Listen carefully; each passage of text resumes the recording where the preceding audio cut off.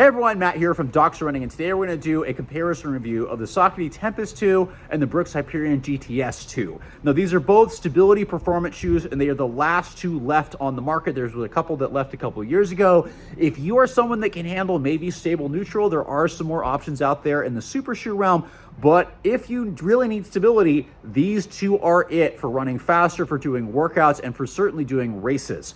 So with that said, they are two different shoes, and the purpose of this review is to figure out if you're interested in this category of shoes, which is not very big, which one might work better for you. And you might find that some people, these both have a place in your rotation. So we'll talk about that and hopefully help you figure out those questions and answer them. So let's start off with specs as always. The Saucony Tempus 2 in my size 10, and I measured size 10 weights for both of these. My size 10 is coming in at 9.6 ounces or 272 grams. Over here, the Hyperion GTS 2, again in my size 10 for men's, is coming in at 8 ounces or about 226 grams. So fairly large weight difference between the two of them, and large stack height difference. The Tempus 2 is coming in at 38 millimeters in the heel, 30 millimeters in the forefoot for an 8 millimeter drop. And over here, the Hyperion GTS 2 is coming in at 26 millimeters in the heel, 18 millimeters in the forefoot for also an 8 millimeter drop. Although, and there is a large difference in stack height between the two of them, and you can definitely feel that.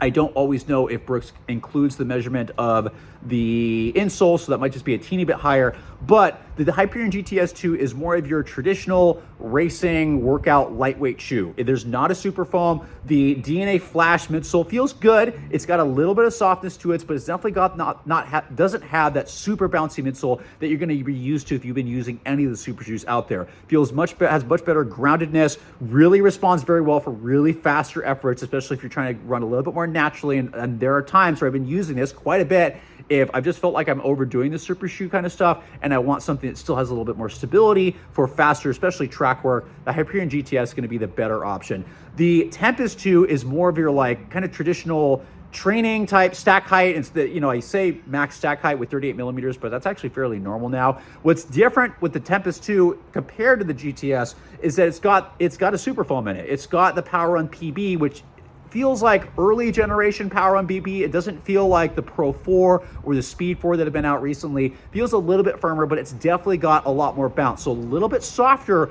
over here with a lot more bounce, whereas this is slightly soft with a little bit more snappiness underfoot because of just the way the geometry is set up. Some of that snappiness also comes from the fact that this is a little bit more flexible, turns over really, really quick.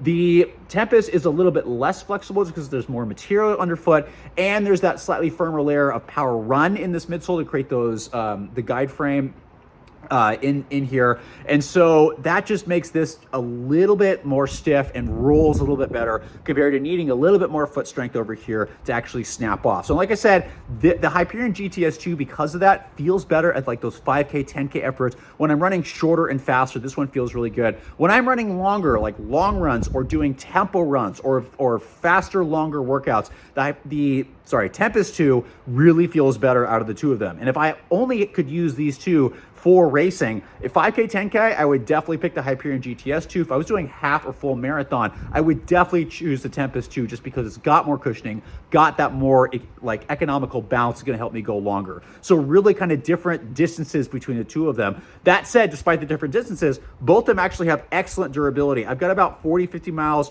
on the Tempus 2 and about 70 miles on the Hyperion GTS 2. Both them durability-wise, there's barely anywhere on the outsole. So if you need durability and things that are going to handle up to both do racing as well as workouts and maybe some daily training, both of them can certainly handle that. It's just the distances that they might be appropriate for might be different. Well, not a lot of people are going to be able to handle longer stuff in the Hyperion GTS 2 unless you've been used to that and you're kind of used to running in more moderate stack height shoes that are not as common now compared to the higher stack. Whereas if you're used to higher stack shoes, Tempus 2 is going to be a much easier shoe for you to kind of transition into from something like the Hurricane or the Keanu, shoes like that. Whereas this is going to be that shorter, faster shoe that might just not have as much cushioning. It might go just a little bit faster over shorter distances. In terms of fit, these are quite different. The Tempus 2 was really different from the previous version where it fits much more snug and much more lower volume. If you have a narrow foot, the Tempus 2 actually might work really, really well for you, as opposed to the Hyperion GTS 2, which actually fits much more wide. I really enjoyed the fit of the shoe because it's got plenty of room in the toe box. I did have to lock the laces down a little bit, but it's got a good amount of room without being too snug, but also not too loose. The laces respond really, really well. It's easy to secure this, and the volume is just a teeny bit lower, so it makes it feel a little bit faster without really squashing your toes. So lots more room over in the Hyperion GTS. If you have a wider foot, you need more room, Hyperion GTS 2 is going to be the better option. Whereas if you have a little bit more narrow foot or want a little bit more snug fit, the Tempus 2 is going to be the better option. Both of them do have really stiff heel counters for those of you that want to be aware of that. So if you're really sensitive back there, be aware. But if you like stiffness, both these do that equally well on both shoes. When it comes to stability, these are also different. So Hyperion GTS 2, even though it has the guide rails on both sides, I really mainly feel this mild stability on the medial side of the foot. If you want that arch feeling, it does have it. It's just more on the mild end, whereas the Tempus 2 is more on the moderate end. It's got more central guidance. It's got the frame here of the power run that sits around the foot, so it keeps it more centered. But this medial aspect and the sidewall over here on this inner part, plus the additional extension of power run foam down into the outsole, really makes there quite a bit of midfoot support. So if you like that pressure, both of them can do well. The Tempus 2 is going to provide a little bit more of that. So if you're going longer distances, you need a little bit more support. The Tempus might work a little bit better. If you just need that mild amount and you just want a shoe that just has a little bit extra support in it, mild stability, Hyperion GTS 2 is probably going to be the better option. So these are both really interesting shoes. As I mentioned in summary, Hyperion GTS 2 is going to be the lighter version, the more mild stability one. It's going to probably move a little bit faster over shorter distances.